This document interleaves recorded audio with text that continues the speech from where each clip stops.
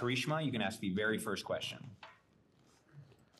Hi. I'm from 9 Australia. Blake, I have to start with you. Obviously, it's such a topical issue all over the world at the moment. So did you have any hesitation at any point in playing a character that is experiencing domestic abuse? And did being a mum to daughters play into that decision or impact your decision to take on the role? I mean, this story is one that covers it covers domestic abuse, domestic violence, but it also covers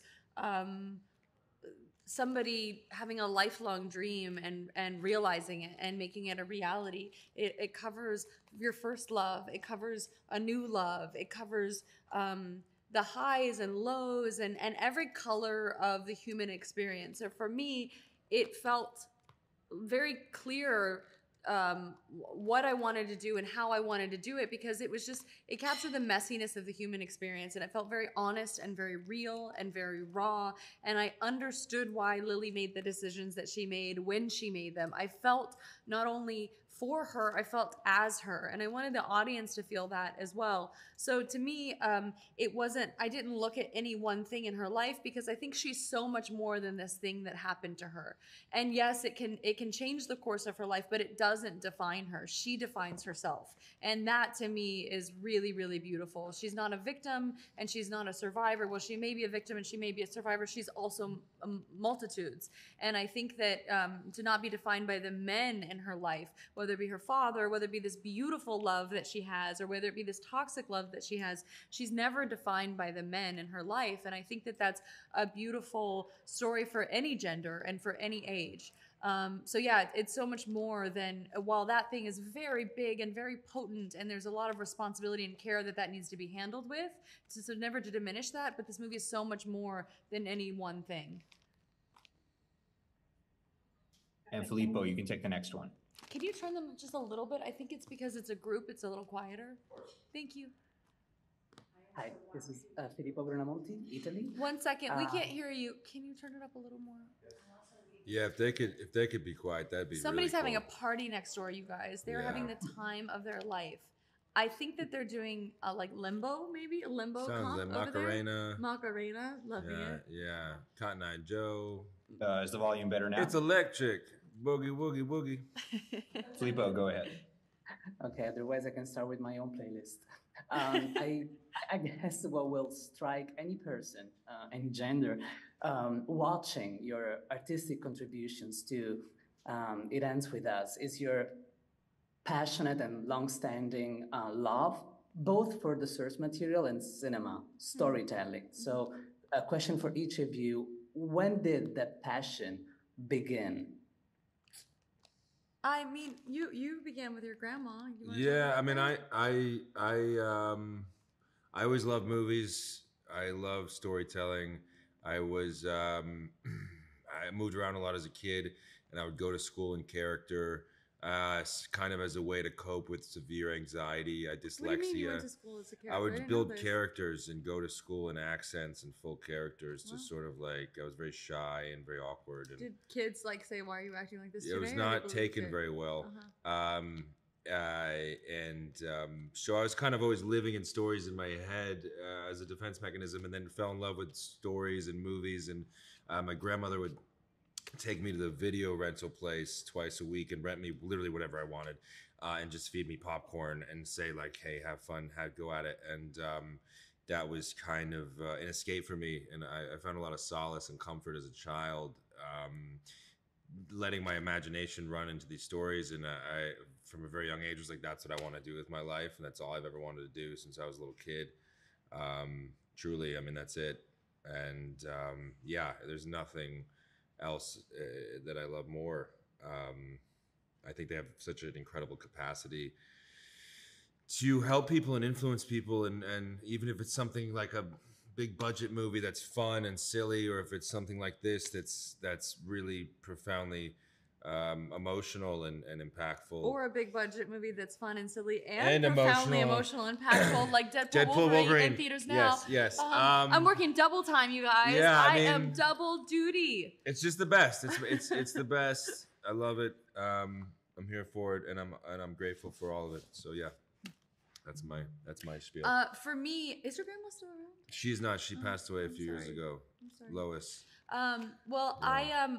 I mean, I was surrounded. My siblings all acted at one point or another, and some of them still do. My sister Robin is an incredible actress, and my dad acted, and so I grew up, sitting with them in audition rooms as they would, work and do this for a living, and it wasn't the glitziest version of it. It was really, you saw the work that went into it and the rejection that goes into it, and you had the love and care you have to like dust yourself off and get back up again. And my parents actually had an acting class, and so I was a very shy kid. I'm still very shy, but I would have to get up and do that and improv because my parents didn't have a babysitter, and I loved that because as a shy person, I love to get up and play. I love to play characters. I love to be forced. My parents would make me be in the acting class, not because I was ever going to be an actor, but because if I was there, I was going to participate. I wasn't going to sit in a corner. And I saw people come out to LA every year, every season, and try, maybe this time I'm going to do it. And then some of them would fall off and not come back, give up after a couple years or 1 year, and some would keep going, and some would hit, and some wouldn't. And it felt like it was such a mixture between creativity, luck, preparedness, hard work, opportunity. There was so much that went into it. So, and then I just grew up like loving movies. I mean, still to this day, if you come to my house, Turner Classic Movies is always on screen, even if it's on mute. There's just always an old movie playing in the background, and we love storytelling. We love making movies. And so to make a movie that we're so proud of, that I know that like at the end of my days, this is one of the movies that I will look back on and say, that's one of my life's work that I'm most proud of. To be in it and in that moment and know that, like, I literally got goosebumps telling you guys that, because that's how proud we are of this movie. And it's dangerous to overhype something. I'm not overhyping it. I'm just saying how I feel about it. And I feel very grateful and very proud. Thank you. Thank you. And Chloe, you can take the next one.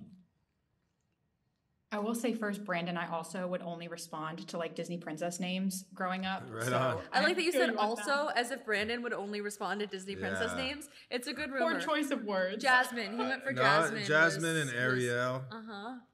Yeah. Poor choice. You know who's no, I'm joking. The Sleeping Beauty, she's got Aurora, Briar Yeah. Rose, and Sleeping Beauty. I think she needs to pick a lane, pick a name. Yeah. She's got too many Absolutely. names. Takes up a lot of space, that one. Yeah, it Yeah. does. Yeah. Yes. But I'm Chloe from Brit & Co. and my question is for Blake. One of the heartbeats of this movie is I'm going by mother-daughter Belle relationship. now. Sorry. So on. Belle, yes, I okay, didn't know who Belle. you're talking to. Thanks. Uh-huh. One of the heartbeats of this movie is mother-daughter relationships, and it definitely made me love my mama even more. Oh, And I'd love to hear, as a mom yourself, did motherhood influence your relationship with the material and even your understanding of Lily? oh God, Since yes. so much of her understanding is based on her own mother and that cycle. I'd love to hear about that. Yeah, I mean, I think that so many motherhood influenced this. You know, my own mother influenced this character, and my own mother influenced Lily. My own mother influenced Jenny. My own mother influenced Alyssa.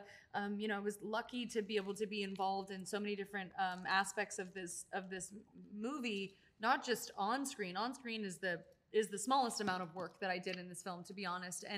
I took the relationships with my mother or my sisters or my children and my feelings, and I mean it's all over this film, and in ways that nobody will ever know, and I'll never tell anybody. But when I sit in that theater with my loved ones, they see themselves all over this film. Moments we've had together, things we've said to each other, and I think that's.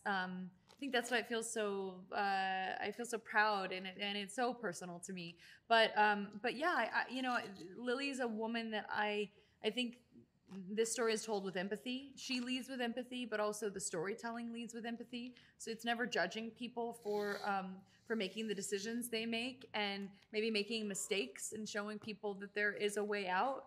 And and you're also okay for maybe not always making the right decision at the right time. You're still a good person. You're still valuable. It's not like, why didn't you do that? You should have. There's no finger wagging, and I think that that's really beautiful. So it's something that I love for people of all genders to see and to experience, and people all ages. But yeah, my mom was a mess when she saw this movie, and she hasn't even seen it done. She just saw a rough version in the edit room, but she's gonna see it done for the first time if she makes it back. She's supposed to be in Boston. She's supposed to be in New York. Her plane was rerouted to Boston, so I sent someone to Boston to pick her up, and then she answered the phone from Barcelona. So unclear. If any of you are currently in Barcelona, please find my mom and bring her to the premiere tomorrow night, because I would love to sit next to her and watch this movie completed for the first time. Thank you. Thank you. He sat next to my And mother-in-law, though, for the first time watching Nina, you it. can take the next one. Great. Hi, both of you. Nice to meet you. So you two are the only ones in the movie with younger counterparts, and I wanted to ask if, I know obviously you didn't share scenes with Isabela and Alex, but did you interact with them on set, and what advice could you share with us that you'd like to give to two younger actors kind of getting their start in this industry as two veterans? I mean, well, veteran. Yeah, I mean, I didn't have much, I had no interaction with Alex, actually. I know Blake had some with a little bit. We had very minimal. I literally had none. I saw the audition tapes for Young Atlas, and there were some phenomenal actors in there, but I was 3 seconds into Alex's tape, and I was like, that's the guy for sure. They're both so incredible in this movie. It's Isabela's first movie ever, which is insane. Crazy. Because she looks like a veteran. I mean, her presence on camera, everything about her reads someone that's been as a child, like who's been doing this forever. Alex, same thing. I'm so excited for the world to see them because they're so special in this movie. And I would say, yeah, just keep going. That'd be my advice to anybody, is to stay in your lane, and you have to have such an unrelenting, almost delusional belief in yourself, and to really not care what anybody says or thinks, and only seek counsel in yourself for the most part. And if you can find a mentor, that's great too. That's what I would say. What was the first part of the question? I remember the advice to young actors, but that was the first part of it. How much interaction did you have? Oh, on interaction. set? Interaction. Yeah, we had limited interaction on set, but yeah, Isabela and I, we have the same mole. We both talk with our hands a insane. lot. The resemblance between you is uncanny. No, it's like crazy. she was created in a computer or About who was on something. screen. It's amazing, but it's also like that speaks to Isabela in the movie, because in real life, do you think that we seem super similar the way we move or talk in real Now life? that I know you, yeah, a little Really? bit. Yeah. Oh, really? Oh, I don't know, because I don't see myself. Yeah, definitely. Huh. It's weird. Really? In real life too? It's weird. Wow, oh, that's so crazy. That's so Yeah. cool.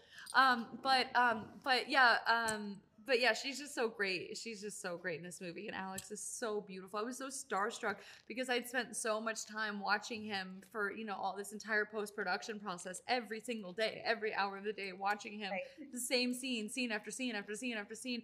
And then he walked into my living room. We were doing a marketing piece, and I was like genuinely starstruck. I heard his voice first, and I was like, oh my god, it's young Alex.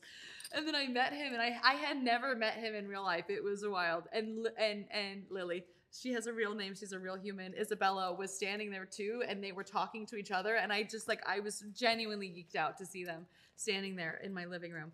And I feel the way that audiences feel. And I feel like you have to put yourself in that seat in order to tell the movie for your audience as well, is to be an audience member and to be a fan. And that segues into my answer. Be a fan. Watch movies. Like, you will learn so much from watching movies. Watch movie like it's your job. Someone said that to me once. They were like, asking me about a movie, and I was like, I don't know, I've never seen that movie. They were like, it's your job though. And I was like, no, I'm an actor. And they're like, it is your job to watch movies. And I'm somebody who's always watched tons of movies, but I never looked at it like anything but like a joy and entertainment. But like, watch movies from every time period, from every genre, from every type of storyteller, from every territory. Like, you learn by watching movies. When people tell stories, you learn how to tell stories. And like, being a good actor, the best actors I know are great filmmakers. And so learn about every facet of production, learn why people tell stories that they do, because an actor is just a storyteller, Foreign films too, I think, is really important. Yeah. As an actor. Yeah. Watching That's what I mean by foreign every films. territory. Like, you know, Yeah. watch them. I mean, arguably the best films are foreign films. But also, you like, know? I mean, animated movies. Like, for we me, learn yeah. so much. We take so much from movies we watch with our kids. Once you start watching stories, you're taking something from everything. My kids will have some nonsensical show on, you know, a streamer that's just like gooble gobble noise, it seems like. But if you pay attention and you watch the storytelling, you can take something and learn something from it. And we always do. Yeah, you want to get as much perspective as you can, and it's all just different perspectives on the human experience. And there's inspiration in all of that, you know.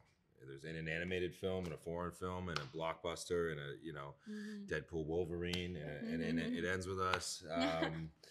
Yeah. Just those two. Only those two Yeah. movies. No other movies out. Yeah. Just those two. Yeah. Yes, I did hear that somewhere. And I'm Nina. I'm from Looper. Forgot to say that, but thank you so much for your time. The sequel's going to be It Starts with Deadpool Wolverine. It ends. It's 4 people. It ends. It starts with, instead of It Starts With Yeah. Us, it'll be It It Starts, starts with Deadpool, Wolverine, and Liliana. Alice. Wolverine. All right, and let's cut. That is all the time we have for today. Thank Thank you for you. your